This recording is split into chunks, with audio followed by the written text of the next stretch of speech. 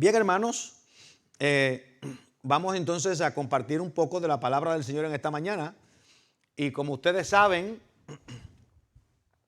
este es un año que le hemos dedicado a la restauración de la familia, creando familias o edificando familias virtuosas. Ese es el plan de este año.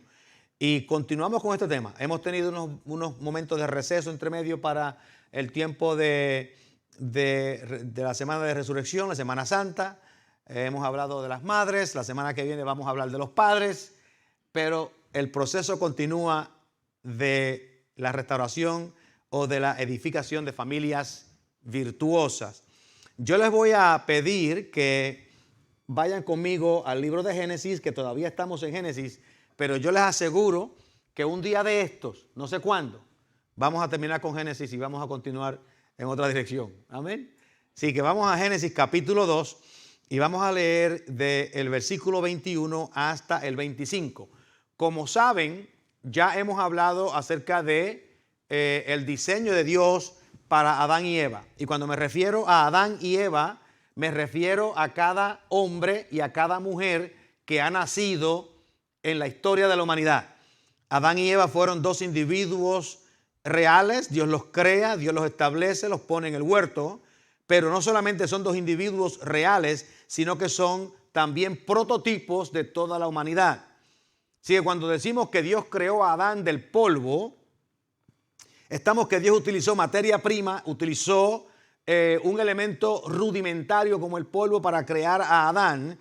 Y esa creación de Adán del polvo obviamente significa no solamente que Adán fue creado del polvo, sino que le da las cualidades físicas y emocionales de Adán.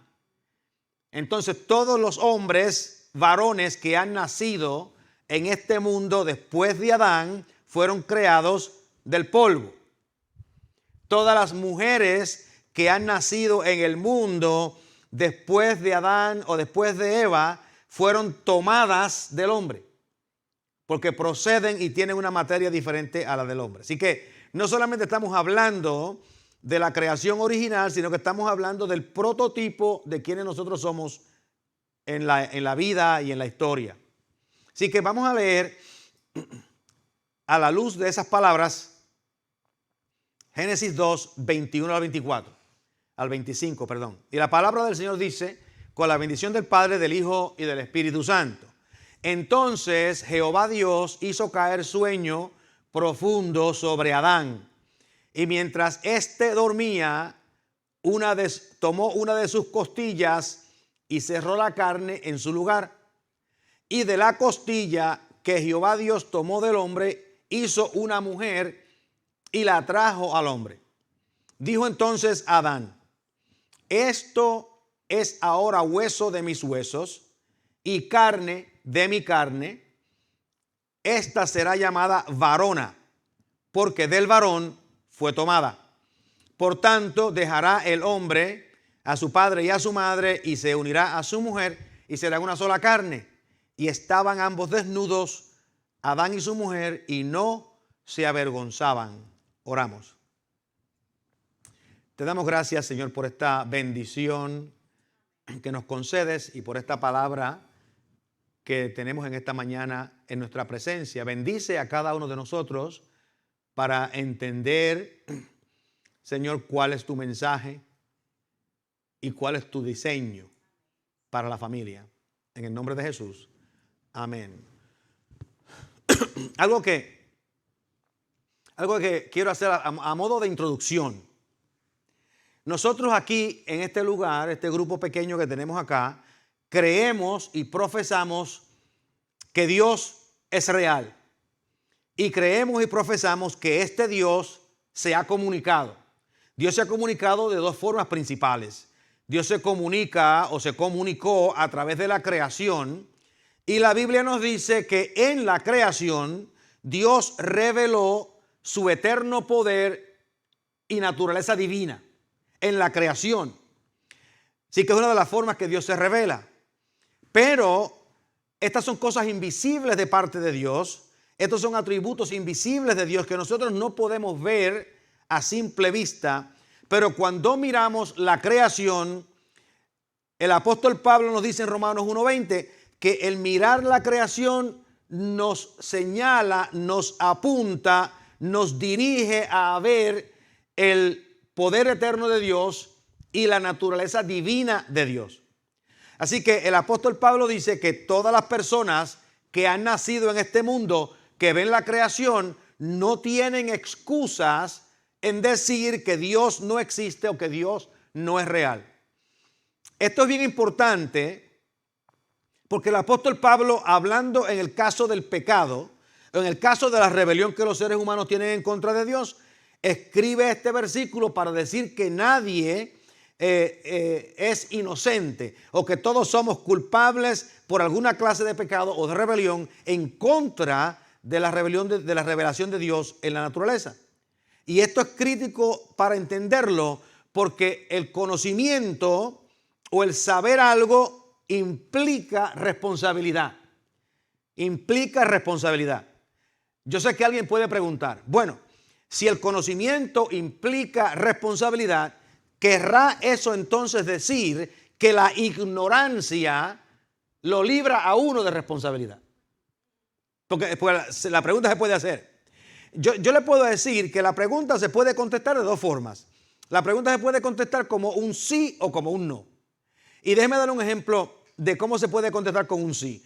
Vamos a suponer, ustedes todos han estado en la escuela y tomaron alguna vez un examen en la escuela donde el maestro o la maestra incluyó una pregunta que no discutieron en clase. Quizás el maestro pensó que la discutieron, que pensó que ya se había hablado, que la cosa fue que no se discutió en clase y entonces todos los estudiantes sacaron esa pregunta mala o no la pudieron contestar, protestan en contra del maestro, el maestro se da cuenta que la pregunta realmente no se discutió en clase y excusa a todo el mundo de esa pregunta, la elimina del examen. En ese caso, la ignorancia de los estudiantes les da una excusa para que ellos no sean reprobados o que reciban una mala nota a consecuencias de una pregunta que no sabían. Eso es lo que ocurre en la vida real. Así que la pregunta puede contestar de esa manera. Puede una persona ignorante o por causa de ignorancia no ser responsable. En este caso, así es la situación. Pero, si la pregunta fue discutida en clase y al maestro le consta que fue discutida en clase y algún estudiante no estudia, no tomó notas o ignoró la importancia de la información, entonces el estudiante no tiene una excusa legítima para que se le perdone la falta de contestar la pregunta. Así que la contestación es sí o no, sí y no, dependiendo de las circunstancias en que la persona se encuentre. Si la persona es ignorante porque no se discutió, el maestro puede darle una excusa. Si la persona es ignorante porque no estudió, entonces no se le puede dar la excusa. El apóstol Pablo nos dice que la revelación de Dios revela en la naturaleza, nos habla acerca de la creación y de los poderes de Dios. Y podemos hacer la pregunta, ¿puede la pregunta de la ignorancia aplicarse a Dios? La respuesta es no, porque Dios, tanto en la creación del mundo como en la revelación de las Escrituras, ha revelado su carácter y todo el mundo tiene acceso al conocimiento del carácter de Dios. Así que el apóstol Pablo concluye el pasaje diciendo, por lo tanto, no tienen excusa. Y ustedes estarán preguntándose, ¿y qué tiene que ver eso con la familia y el matrimonio? ¿Cuántos se hicieron la preguntita mientras estaba yo hablando? Si no se la hicieron, ahora que se la hice, están diciendo verdaderamente que tiene que ver eso. Y ustedes quieren saber, pues déjenme decirles lo que sucede. Lo que sucede es que la revelación del carácter de Dios es prescriptiva. En otras palabras, cuando Dios habla y dice algo, es una prescripción, es algo que tiene que hacerse, es algo que funciona, es parte del diseño, es como Dios habla y como Dios espera que nosotros funcionemos dentro del propósito que tiene para nosotros. Así que todo lo que Dios ha revelado acerca de su carácter, de su naturaleza y de sus propósitos, ya sea en la Biblia o ya sea en la naturaleza, es determinativo para cómo nosotros vivimos. No sé si me están siguiendo. Uno de los problemas que nosotros tenemos de interpretar la Biblia es que mucha gente se enfatizan o se enfocan en cosas menores que no tienen que ver con el carácter de Dios, que no son revelaciones del carácter de Dios, e imponen reglas que son pesadas e innecesarias, porque esas reglas no van a levantar la persona al carácter de Dios, sino que lo que hacen es que los humillan y los disminuyen. Pero Dios nos diseñó a nosotros con unos propósitos en particulares. Por ejemplo, Dios, como hemos hablado desde el principio, diseñó al hombre como el fundamento de la familia y a la mujer como la que construye la familia. Eso lo hablamos en enero, febrero, qué sé yo cuándo. Tienen que recordarse de eso. El hombre es el fundamento, la mujer es la que construye. No, los dos construyen, pero la familia descansa sobre el hombre. Y esto es bien importante entenderlo. Descansa sobre el hombre. Y a veces como enfatizamos cosas menores, perdemos la importancia de las cosas mayores.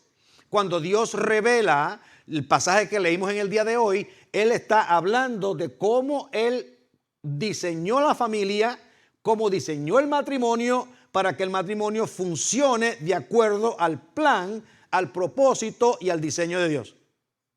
Ustedes han oído la frase masculinidad tóxica, toxic masculinity. ¿Ustedes la han oído?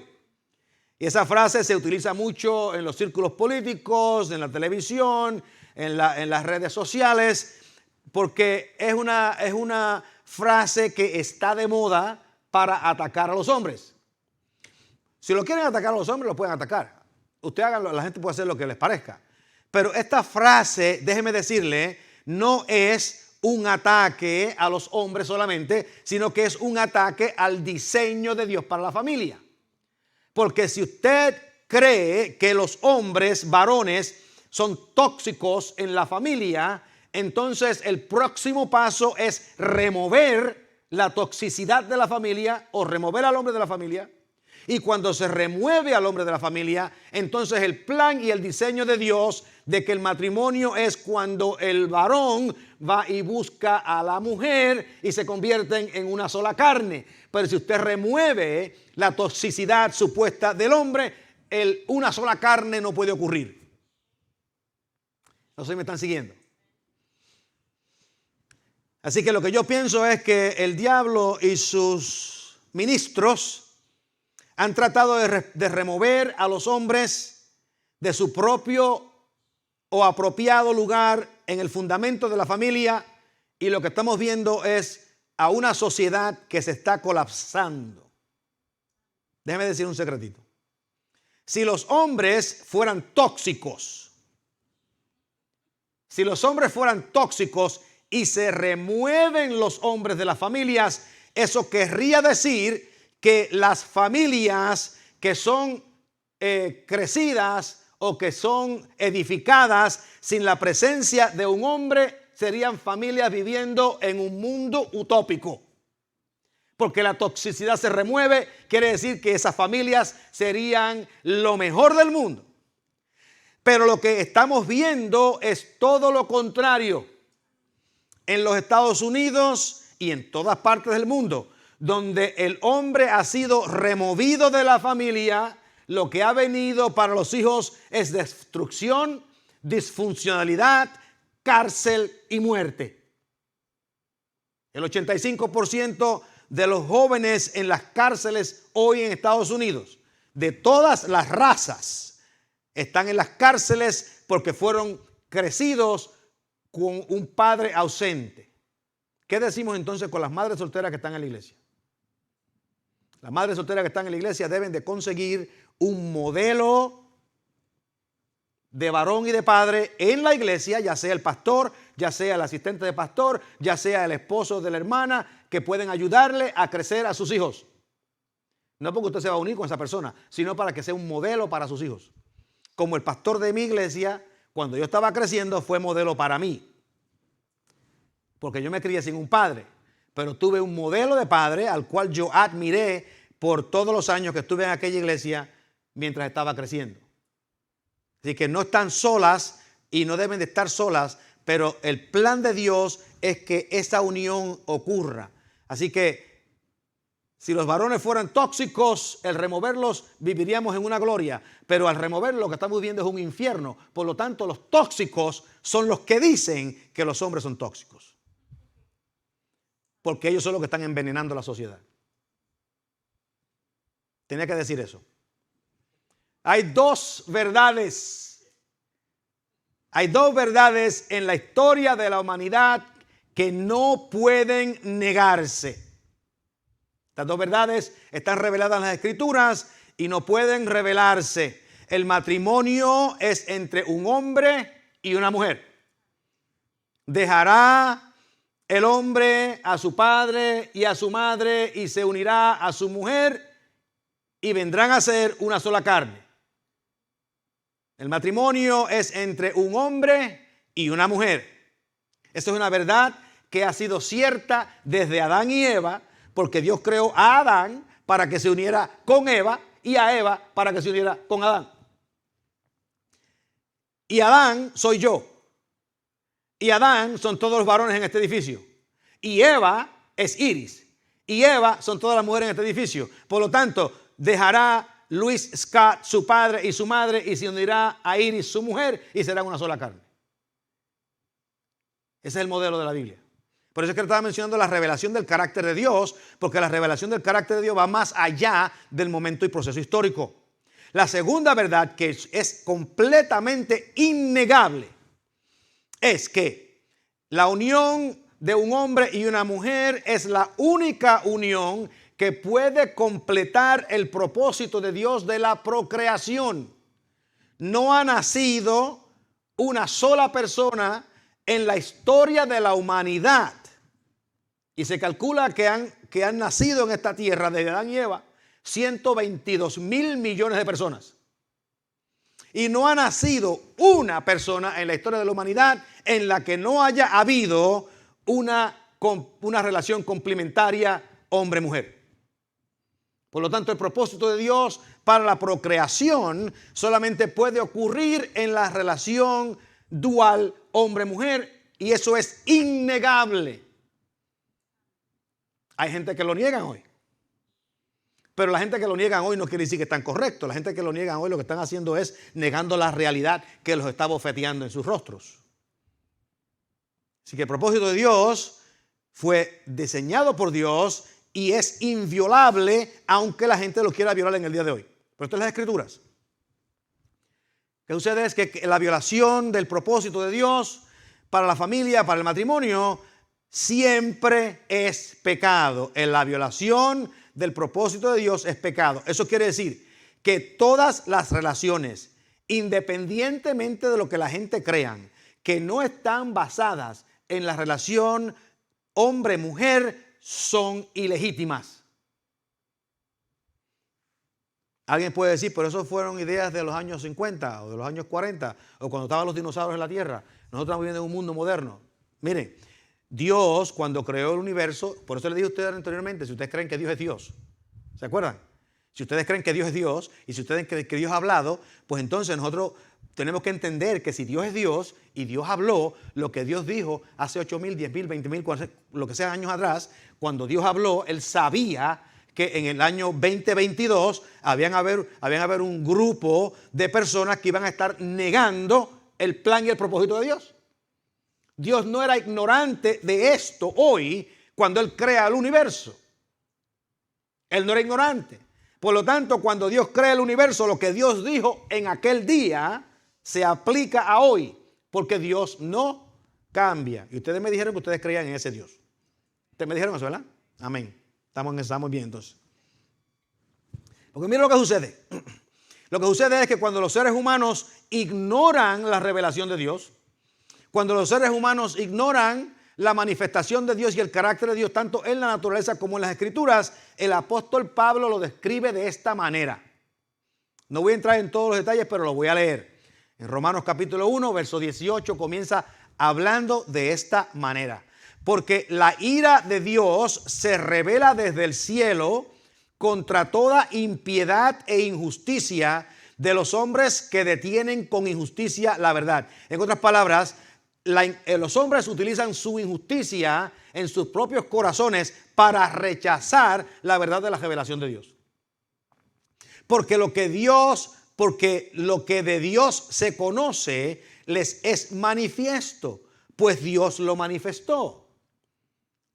Porque las cosas invisibles de Él, su eterno poder y deidad, se hacen claramente visibles desde la creación del mundo, siendo entendidas por medio de las cosas hechas, de modo que no tienen excusa. Pues habiendo conocido a Dios, no le glorificaron como Dios, ni le dieron gracias, sino que se envanecieron en sus razonamientos, y comenzaron a decir que los hombres que fueron creados y diseñados por Dios son tóxicos, están envanecidos en sus razonamientos. Y su necio corazón fue entenebrecido, se les oscureció el corazón y el entendimiento, profesando ser sabios, se hicieron necios y cambiaron la gloria del Dios incorruptible en semejanza de imagen de hombre corruptible, de aves, de cuadrúpedos y de reptiles. Por lo cual también Dios los entregó a la inmundicia, y esto, Pablo lo menciona 3 veces, lo va a mencionar solamente una vez, él lo menciona 3 veces, y lo que el apóstol Pablo es que cuando las personas cambian la verdad de Dios por la mentira, sus concupiscencias, su orgullo, su propio egoísmo, entonces Dios los entrega a una profundidad más grande de pecado y de concupiscencia y rebelión. Dios los deja ir. Quiere decir que cuando nosotros buscamos más de Dios, Dios nos atrae, nos ala para que le conozcamos mejor. Cuando la gente comienza a rechazar a Dios, Dios los deja ir y su corrupción lo que hace es que se aumenta. De modo que deshonraron entre sí sus propios cuerpos, ya que cambiaron, fíjense, ya que cambiaron la verdad de Dios por la mentira, honrando y dando culto a las criaturas antes que al Creador, el cual es bendito por los siglos. Y esto es lo que estamos viendo nosotros hoy en el día de hoy.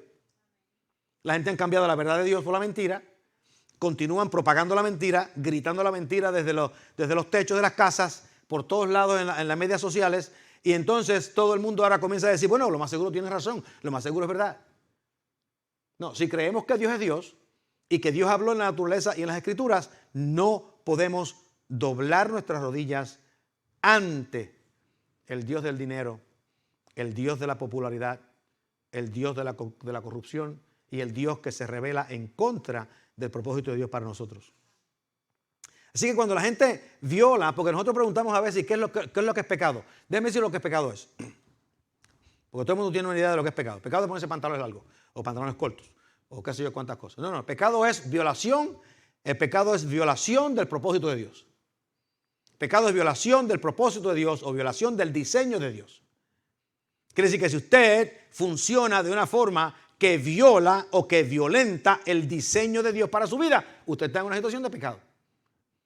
Usar pantalones largos y cortos no viola el diseño de Dios. Porque el carácter de Dios no tiene que ver con pantalones, porque Dios es un espíritu y no usa pantalones. ¿Me entienden? Pero cuando Dios diseña, lo que Él revela, eso que Él revela es de extrema importancia y no podemos cambiar la verdad de Dios por la mentira. Así que la persona que cambia la verdad de Dios por la mentira, inmediatamente su corazón comienza a oscurecerse. Su corazón comienza a endurecerse. Comienzan a perder la visión de lo que es la verdad y la realidad y comienzan a perder la capacidad para entender la revelación de Dios. Ustedes han pasado por la calle y se encuentran con personas, lo ven por televisión en muchos sitios, que dicen, nosotros no podemos entender la Biblia. No la entendemos. Sin embargo, la mayor parte de los cristianos, aún los que menos educación en la Biblia tienen, la leen y como que encuentran algo de Dios. Pero el que rechaza la verdad de Dios no la va a entender. No la va a entender, no la puede entender y entonces como no la entiende, la rechaza como algo que es irrelevante para sus vidas. Pues nosotros vivimos entonces en una sociedad donde el celebrar la violación del propósito de Dios es no solamente animada, sino que es forzada en el resto de la sociedad. Esto solamente en forma de comentario. Nosotros estamos ahora en el mes del orgullo, Pride Month, en el mes del orgullo. ¿Qué está el mundo celebrando? El mundo está celebrando la violación del diseño de Dios, celebrando toda clase de relaciones que van más allá de las relaciones hombre-mujer, relaciones maritales. Entonces se están celebrando el diseño están celebrando la violación del diseño de Dios. Y el mundo entero lo está celebrando. El mundo entero lo está celebrando. Y si usted no lo celebra, usted es un racista, usted lo que sea, un montón de cosas.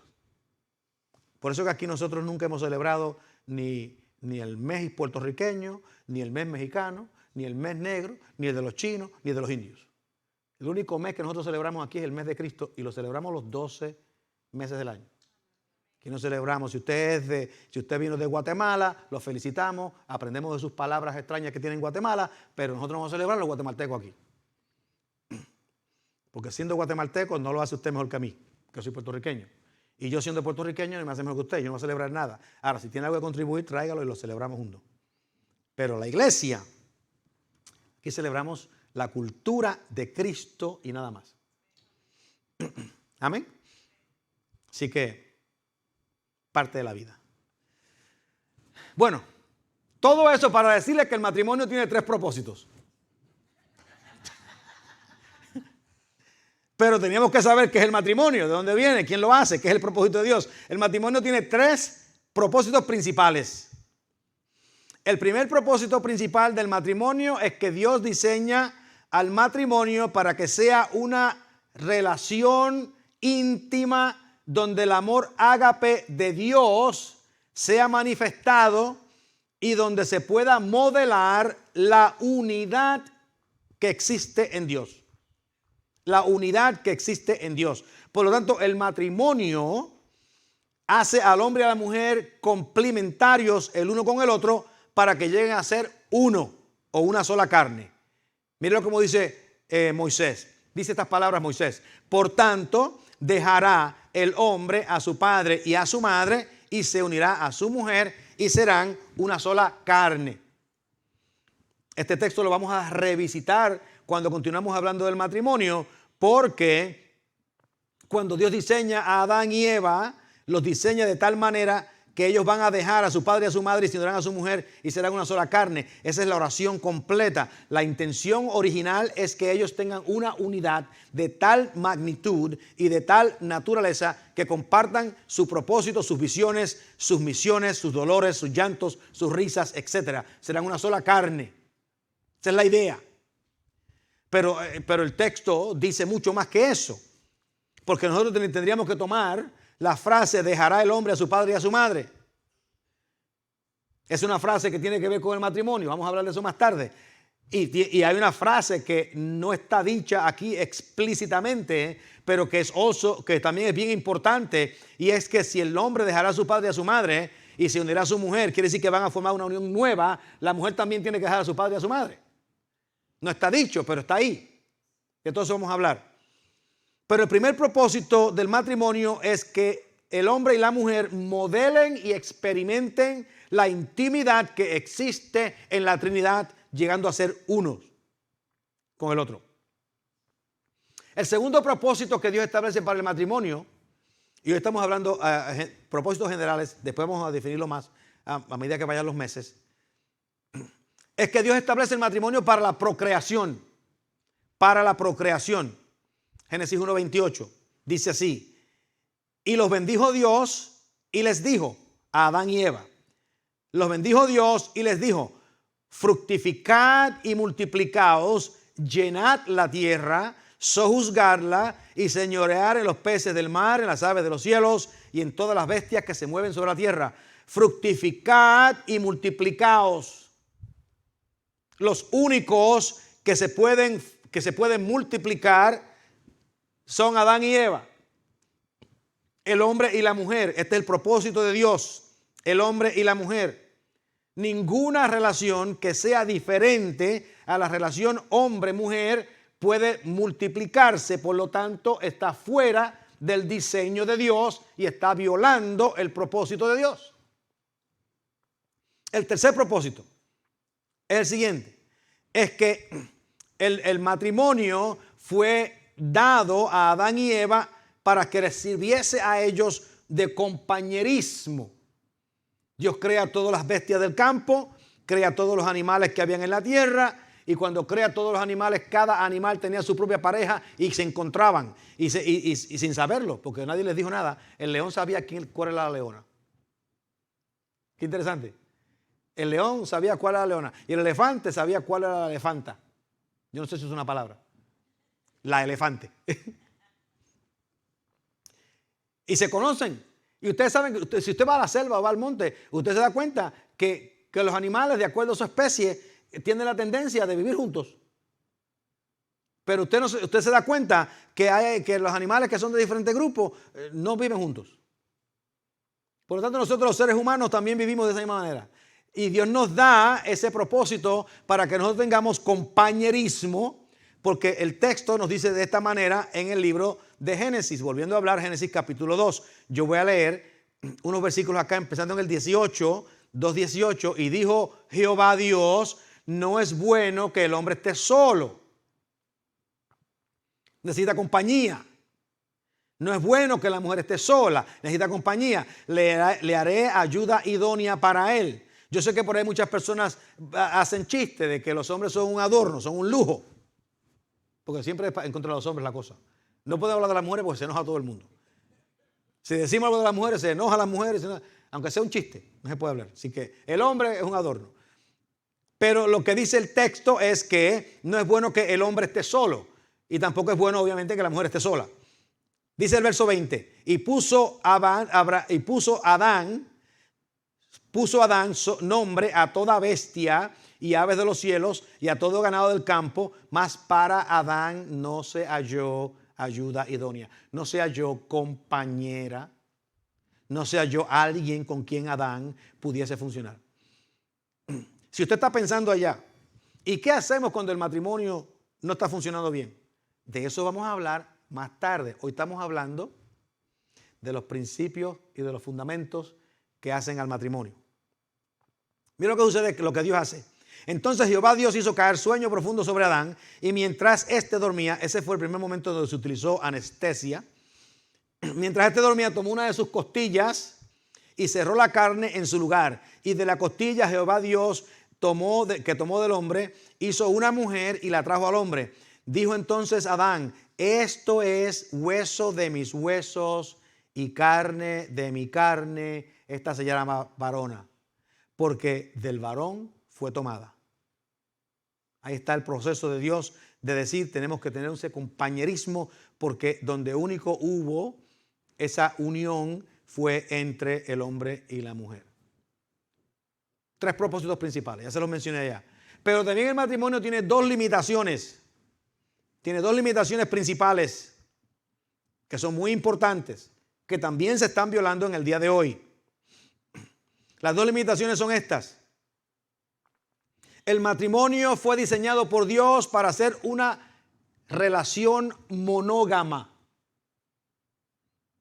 Fue diseñado por Dios para ser una relación monógama. Si usted no sabe lo que decir monógamo, búsquelo en el diccionario. Monógamo. Monógamo, una relación monógama quiere decir que es un hombre y una mujer.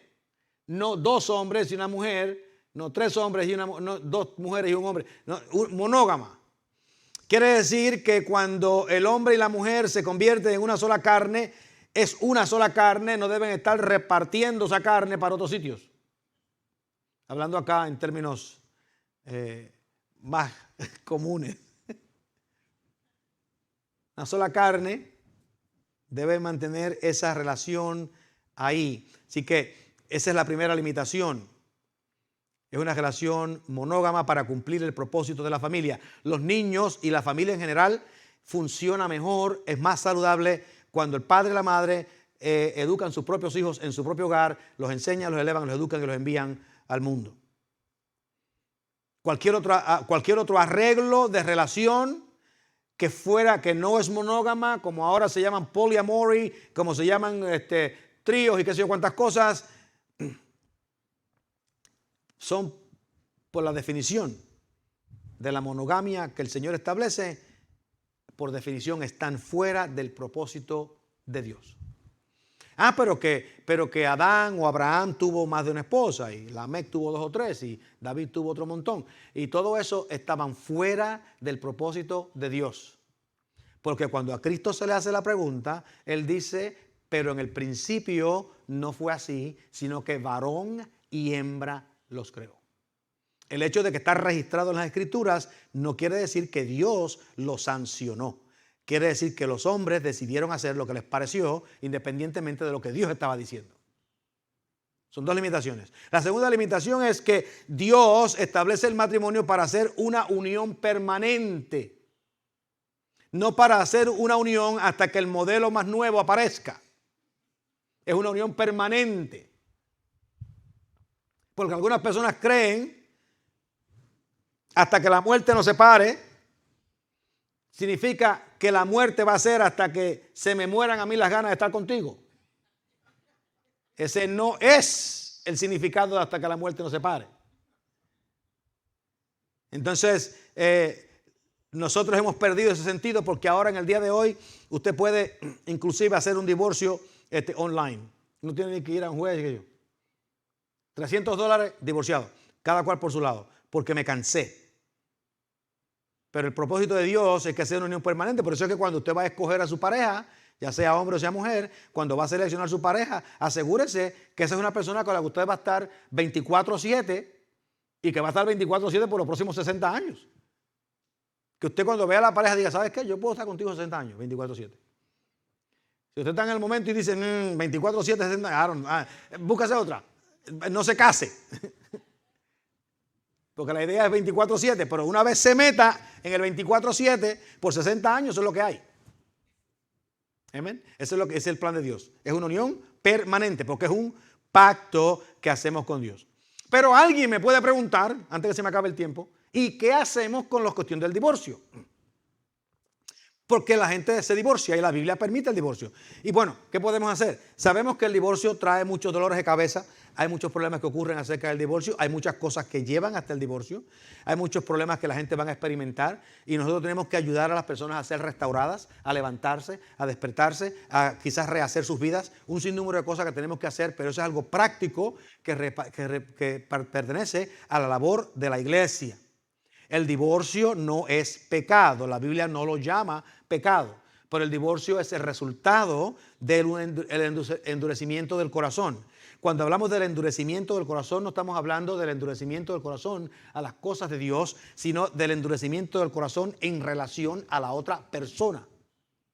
Y el divorcio como tal no es pecado. Por lo tanto, el recasarse tampoco es pecado. Lo que es pecado es cuando las personas toman esto como algo insignificante, o como algo que no tiene propósito, o como algo que no está diseñado por Dios. Nosotros no vamos a echarle, porque la Biblia sanciona el divorcio en unas formas y en unas condiciones. Y los fariseos le hicieron esa pregunta al Señor. ¿Es lícito al hombre repudiar a su mujer por cualquier causa? El Señor le dice, no sabéis o no habéis leído que el que los hizo al principio, varón y hembra los hizo, y dijo, por esto el hombre dejará a su padre y a su madre y se unirá a su mujer. Cristo repitiendo las frases de Moisés, y los dos serán una sola carne. Así que no son ya más dos, sino una sola carne. Por lo tanto, lo que Dios juntó, no lo separe el hombre. Una de las razones por la cual yo insisto en darle consejería a las parejas, porque yo quiero enseñarles que si yo voy a hacer ese matrimonio, estamos hablando de un pacto que no termina. Es un pacto que no puede ser roto, que no puede ser separado. Que van a haber razones por las cuales las cosas ocurren, porque nosotros somos carnales, pecadores, malvados y hacemos un sinnúmero de disparates. Pero la idea de Dios es que ese pacto no se rompa, que ese pacto se mantenga. Y yo les digo a los jóvenes, si yo les doy el casamiento a ustedes, no vengan a pedirme después permiso para divorciarse. Porque yo no tengo la autoridad para darle ese permiso a ustedes. Le dijeron, pues, ¿por qué entonces Moisés permitió dar carta de divorcio? Y el Señor le dice, por la dureza de vuestros corazones. Por la dureza del corazón. Mas al principio no fue así. Esto es una decisión importante que tenemos que hacer. Y yo sé que hay 1.000.000 de razones por las cuales las personas se divorcian. Y muchas de ellas son legítimas. Un hombre malvado que golpea a su esposa. Bueno, eso es una situación legítima. No podemos permitir eso continúe. Una esposa que esperó que el esposo estuviera durmiendo y le echó agua caliente por la noche. Es una razón legítima para decir, yo no me quedo aquí, porque la próxima vez me van a apagar el fuego a la cama. O sea, hay 1.000.000 de razones por las cuales las personas se pueden divorciar. Heridas espirituales, infidelidades, enfermedades, donde algunas personas se endurecen y no saben cómo mantener la relación, enfriamiento emocional, muerte espiritual. Hay 1.000.000 de razones por las cuales las personas se divorcian. Pero si la persona se reconcilia con el Señor, tenemos que restaurarlos a una vida nueva donde puedan reafirmar su relación no solamente con su esposo o esposa, o si ya esa relación no puede funcionar, que puedan rehacer sus vidas en una forma más saludable. Así que déjeme darle 2, le di 3, 3 y 2. ¿Verdad? O 3, 2, 2. 3, 2, 2. 2 condiciones para el matrimonio, a forma de concluir. 2 condiciones rapidito, porque de esto vamos a hablar más tarde. El matrimonio es establecido por algo bien importante. Y el Señor da 2 condiciones para el matrimonio. Y es que el matrimonio fue creado por Dios para prevenir la inmoralidad sexual. Fue creado por Dios para prevenir la inmoralidad sexual. Porque cuando la persona está solo o sola, la necesidad de intimidad física y emocional no se desaparece, se mantiene. Y nosotros vamos a luchar con esa situación. Entonces, Dios permite el matrimonio y quiere que la gente se casen y que busquen sus parejas para prevenir el dolor que es causado por la inmoralidad sexual. Y la segunda razón, o la segunda condición que el matrimonio tiene, que todas las parejas deben de saber, es que tanto el hombre como la mujer pierden su autonomía de cuerpo. Pierden su autonomía de cuerpo. Eso de que usted quiere hacer lo que usted quiere hacer, cuando lo quiere hacer, cuando usted se casa, ya eso dejó de ser. Quiere hacer lo que quiere hacer, ya dejó de ser porque usted se casó, ahora son 2 personas, ahora tenemos que tomar decisiones, ahora yo no puedo tener dolor de cabeza todos los días porque no quiero hacer nada, ni físico ni de ninguna otra forma. Y lo que sucede con nosotros en el mundo de hoy es que ni entendemos el plan de Dios, ni entendemos el diseño de Dios, ni entendemos los propósitos de Dios, ni entendemos el propósito del matrimonio, ni entendemos qué es lo que Dios quiere que nosotros hagamos en la iglesia, y la gente está todos corriendo por el mundo, haciendo lo que les parece, viviendo, casando y dándose en casamiento, como dijo en los días de Noé, y mientras tanto las familias siendo destruidas, los niños viviendo en las calles, la adicción aumentándose, el suicidio, matando a la gente. El año pasado cuentan, más de 100.000 personas mueren en los Estados Unidos, mayormente jóvenes, por adicción a drogas. Sobredosis, no solamente porque fueron drogadictos por muchos años, fue sobredosis. ¿De dónde procede eso?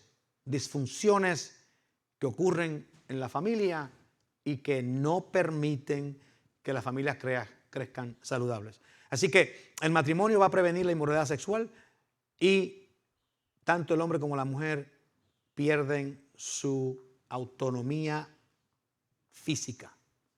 1 Corintios 7, 4. Amén. Y concluimos ahí. Así que hablamos de un sinnúmero de cosas, pero hablamos primeramente de que si nosotros entendemos y creemos que Dios es Dios, y entendemos que Dios se reveló en la naturaleza y se reveló en las Escrituras, por lo tanto lo que Dios dice y cómo Dios diseña es prescriptivo, y Dios diseñó el matrimonio de una forma en particular. Un hombre, una mujer, para la procreación, para la unidad y para el compañerismo. Amén. Amén. Oramos. Señor, te damos gracias por esta bendición de esta mañana y pedimos que cada uno de nosotros hayamos refrescado algo que ya sabíamos o hayamos aprendido algo nuevo. Y que, Señor, tu nombre sea glorificado en nuestros cuerpos. En el nombre de Jesús. Aleluya. Amén.